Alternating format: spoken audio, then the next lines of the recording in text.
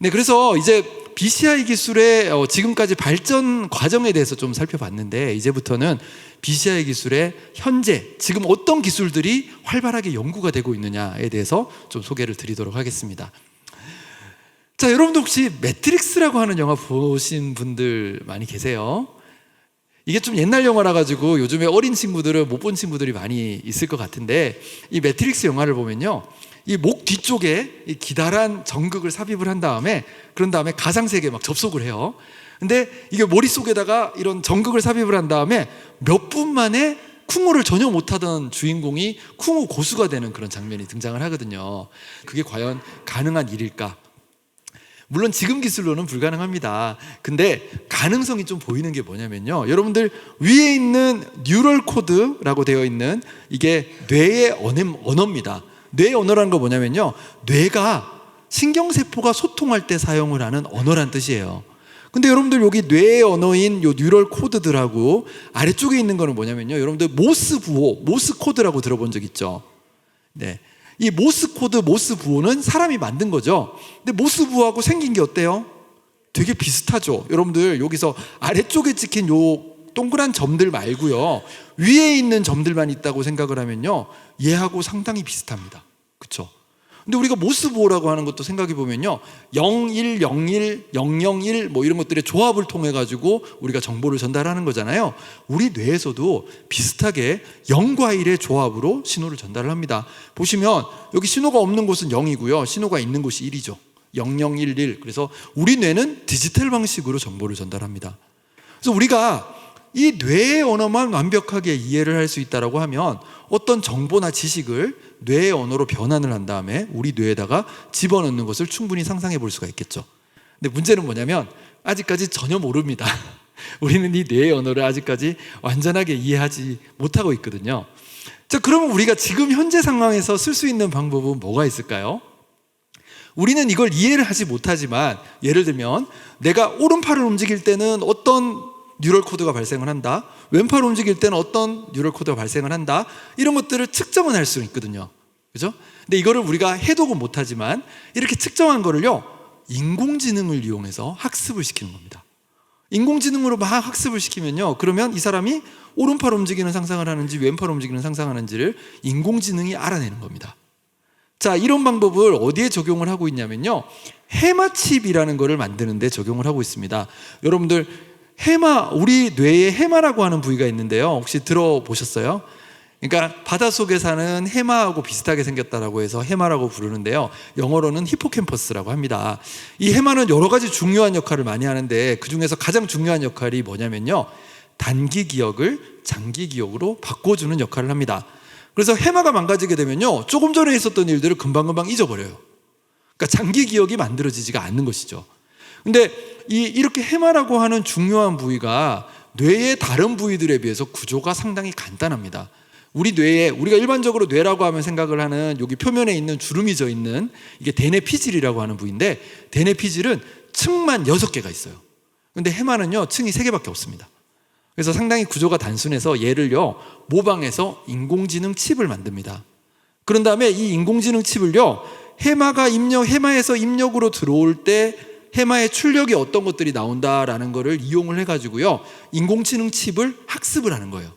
AI를 이렇게 학습한 인공지능 칩을요, 해마가 망가진 쥐의 해마에다가 연결을 했더니 얘가 원래 장기 기억을 하지 못하던 쥐였는데 장기 기억하는 능력을 되찾았습니다.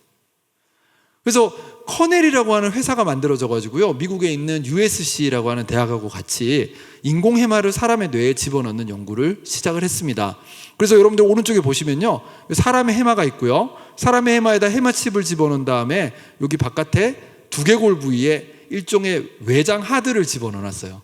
그래서 해마칩에서 입력이 들어오면은 이거를 외장 하드에 저장을 했다가요, 우리가 필요로 할 때마다 여기서 끄집어내서 쓰는 거죠.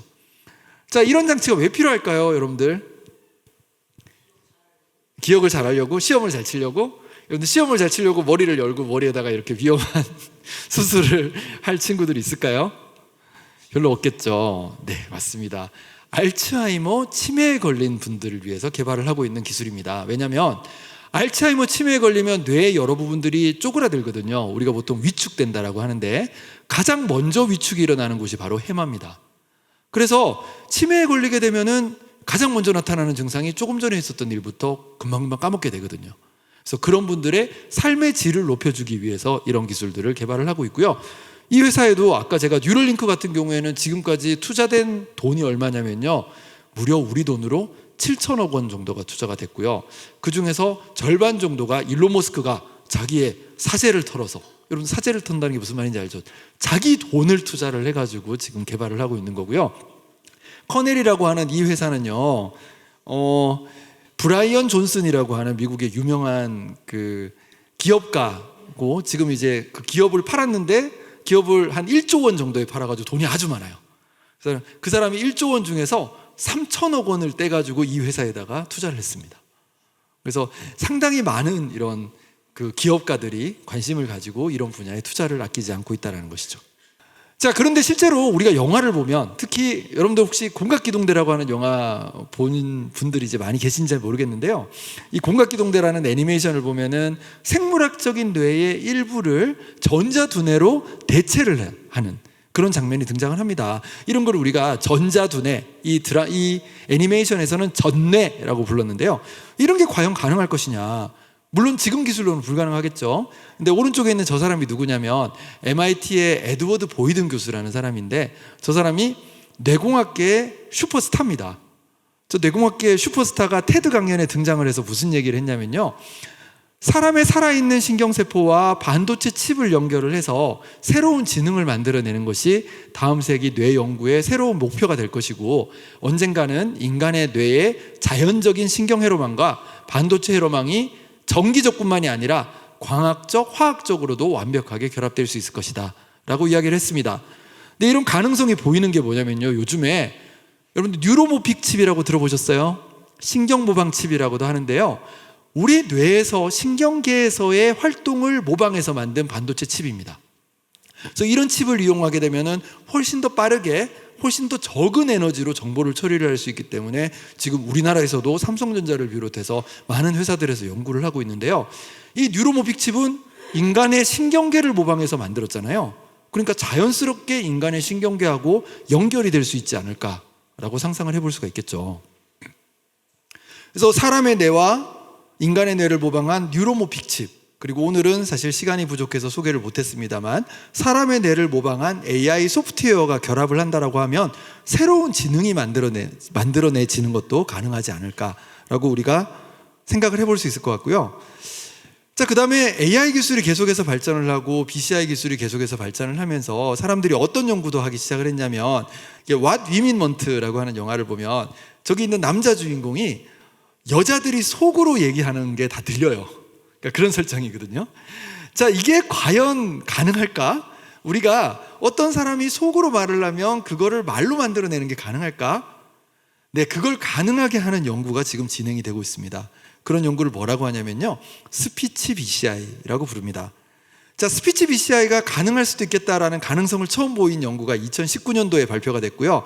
미국의 UCSF, 그러니까 유니버시티 오브 캘리포니아 샌프란시스코 캠퍼스에 있는 에드워드 창 교수라고 하는 분이, 실제로 아직까지는 머릿속으로 상상한 거를 말로 합성하는 거는 아직은 안 돼요. 안 되지만 우리가 실제로 말을 할 때 측정이 되는 뇌신호를 이용해서 이 사람이 말하는 거를 합성하는 데 성공을 합니다. 여러분들 오른쪽 여기 아래쪽에 있는 저 그림들이 뭐냐면 일종의 어떤 말의 지문이라고 생각하시면 돼요. 그러니까 말을 영상으로 이제 표현을 한 건데요, 보시면 위에 있는 거는 실제로 말을 할 때 이제 측정한, 마이크를 이용해서 측정한 음성 신호를 지문으로 이제 나타낸 거고요. 아래쪽에 있는 거는 뇌에서 나오는 신호를 이용해서 음성을 합성한 거를 다시 지문으로 표시를 한 건데 어때요? 상당히 비슷하죠. 그렇죠? 자, 뿐만이 아닙니다. 우리가 어떤 말을 들을 때 아니면 어떤 소리를 들을 때 그때 뇌에서 측정이 되는 뇌파 신호를 이용해서 이 사람이 듣고 있는 소리를 합성하는 연구도 작년에 발표가 됐고요. 그래서 오른쪽에 있는 이 지문들 한번 보세요. 보면은 이게 실제 이제 들려줬던 소리고요. 아래쪽에 있는 게 뇌에서 나오는 소리를 이용을 해가지고, 뇌파를 이용을 해가지고 합성한 소리입니다. 상당히 비슷하죠.